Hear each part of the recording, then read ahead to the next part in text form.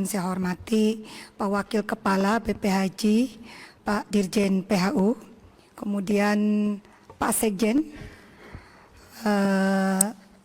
Direktur Garuda, Direktur Lion, sikatnya Bapak Ibu hadirin yang sama-sama saya hormati. Mungkin saya beberapa pertanyaan, beberapa masukan saja. Yang pertama itu terkait adanya rencana penambahan petugas haji tadi. Jadi saya ini mungkin saran saja. Jadi dengan adanya rencana penambahan petugas haji ini betul-betul ada selektif yang nanti menimbulkan dampak yang positif terhadap pelaksanaan haji nanti. Karena apa? Kemarin pas waktu reses, Pak Sekjen, Pak Dirjen, ada beberapa informasi yang saya terima bahwa ada dari calon-calon petugas haji atau panitia haji itu kadang dimintain uang, Pak, oleh oknum tertentu. Dan ini saya lagi mintain buktinya, cuma kan untuk mendapatkan bukti ini susah. Jadi saya harapkan dengan adanya penambahan ini, karena di satu sisi kita harus memikirkan ini dananya dari mana? Bapak-bapak capek memikirkan ini sumber dari mana? Dana yang harus dipakai. Tetapi di sisi lain ada beberapa oknum tertentu justru mengambil manfaat dari penambahan petugas haji ini. Jadi saya harap itu Pak, jadi betul-betul yang akan menjadi petugas haji ini yang betul-betul energik, yang akan membantu betul-betul jamaah yang ada di Mekah Madinah nanti. Itu masukan saya Pak. Dan ini hampir banyak sekali informasi yang saya terima kemarin pas waktu reses pada masa sidang kedua kemarin. Mudah-mudahan ini jadi informasi yang akan ditindaklanjuti oleh Kemenak, oleh Pak Sekjen dan Pak Dirjen PHU nantinya. Kemudian pertanyaan saya terkait tadi untuk jemaah yang tidak dinyatakan tidak istitoah yang berjumlah 622 jamaah. Ini gimana Pak solusinya? Apakah mereka yang jumlahnya 622 ini karena tidak memenuhi syarat secara kesehatan, apakah tetap akan diberangkatkan atau ada solusi lain?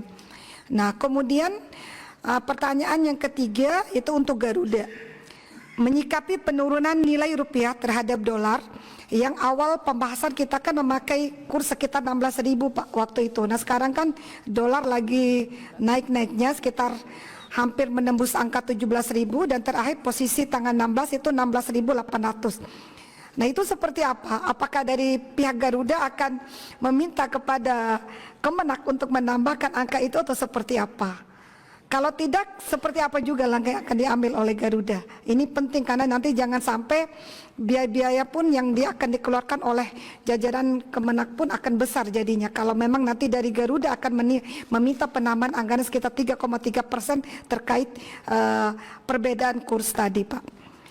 Kemudian yang terakhir, jamaah yang menunda keberangkatan akan digantikan oleh jamaah cadangan lunas. Nah ini jangan sampai ada oknum-oknum tertentu Pak yang memanfaatkan celah-celah ini. Jadi jangan sampai ada ingin berangkat duluan, jadi mereka cepat melunasin biaya hajinya, kemudian mereka memanfaatkan kondisi-kondisi ini. Jadi itu mungkin yang jadi masukan dan saran saya agar tidak lagi terjadi hal-hal seperti ini. Mungkin demikian pimpinan. Makasih. Assalamualaikum warahmatullahi wabarakatuh. Waalaikumsalam. Terima kasih. Kita perpanjang dulu waktu karena masih ada 3 fraksi dan kemungkinan masih ada anggota yang ingin memperdalam, maka kita pakai waktu 17.30. Ya, kami persilakan fraksi Partai Keadilan Sejahtera.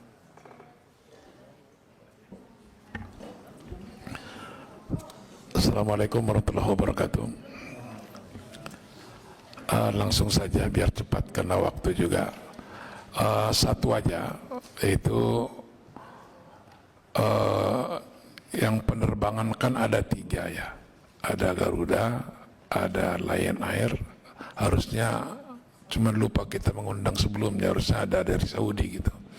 Saya mohon ketiga penerbangan ini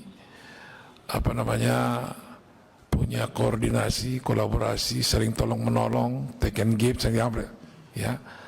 Jadi kalau ada sesuatu pemanya di Garuda Lion bisa membantu-bantu. Ada sesuatu di Lion yang kegagalan bisa dibantu oleh Garuda, begitu juga Saudi gitu. Itu saja yang ingin dalam agar penerbangan ini memberangkatkan jemaah haji ini berjalan dengan baik, bagus. Tidak ada tidak kita dengarlah ketelantaran atau yang lain-lain gitu.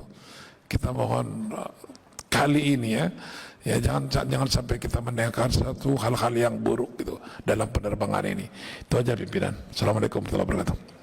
Baik, terima kasih Pak Ansori. Kita lanjut ke fraksi Partai Amanat Nasional.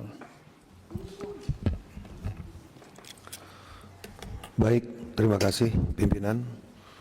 Bismillahirrahmanirrahim. Assalamualaikum warahmatullahi wabarakatuh. Yang kami hormati Ketua Komisi 8, Wakil Ketua, rekan-rekan anggota Komisi 8 yang terhormat, Kementerian Agama yang hari ini diwakili oleh Pak Sekjen dan juga Pak Dirjen Haji,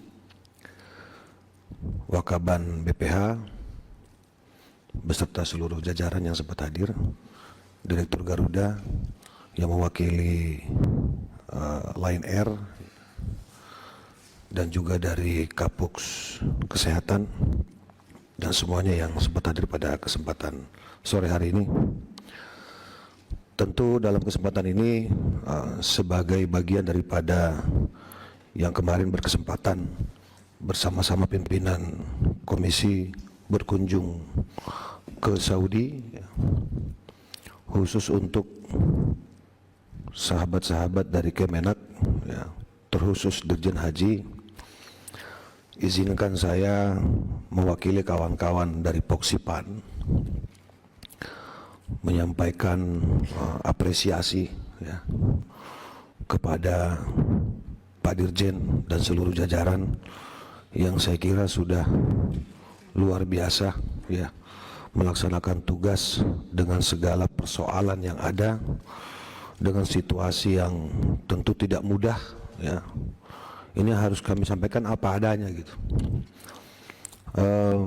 Mulai dari persiapan keberangkatan sampai kepulangan, diantaranya itu ada soal kesiapan hotel, catering, maktab dan lain sebagainya. Itu tentu kami juga harus fair menilai ini tidak mudah gitu, tidak mudah, sangat tidak mudah gitu. Perlu keseriusan, perlu ketelitian, perlu kesadaran dan juga tanggung jawab kita bersama.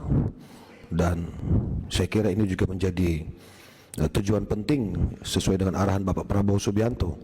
Suksesnya haji ini dimulai dari biaya haji yang terjangkau, pelayanan maksimal dan haji mabrur gitu. Saya sepakat dengan senior saya Bapak Hasan Basri, rasa-rasanya kok haji 2025 ini insya Allah sesuai harapan kita, insya Allah akan baik gitu. Insya Allah akan baik. Ini juga perlu kami sampaikan. Tetapi tentu kami juga harus mengingatkan khususnya kepada Pak Dirjen Haji untuk tetap istiqomah, fokus Pak. Tugas Bapak sangat berat. Kami tentu akan berusaha membackup apapun yang kira-kira menjadi baik itu tanggung jawab kami, termasuk urusan kesadaran tadi sebagai bagian daripada pengawas penyelenggaraan haji tahun ini, sehingga cita-cita itu bisa kita capai bersama. Nah, sebagai pertanyaan dari kami Pak Dirjen, tadi Pak Dirjen sudah menyampaikan bahwa kita sebenarnya sudah surplus gitu kan, tetapi ada 180.000 yang menyanggupi pelunasan khusus yang reguler. Sementara sisanya ini kan dari cadangan, kira-kira begitu. Tapi di sisi lain ada penambahan waktu untuk pelunasan. Nah, pertanyaan kami ini sebenarnya penambahan waktu untuk siapa? Apakah penambahan waktu itu diputuskan sebelum tanggal 17 April kemarin karena ada kekhawatiran mungkin tidak terjadi optimalisasi pelunasan dari jamaah haji yang reguler gitu kan, atau seperti apa gitu ya kan, karena ini sudah surplus, artinya kan sebenarnya sudah selesai barang ini tanpa harus ada perpanjangan.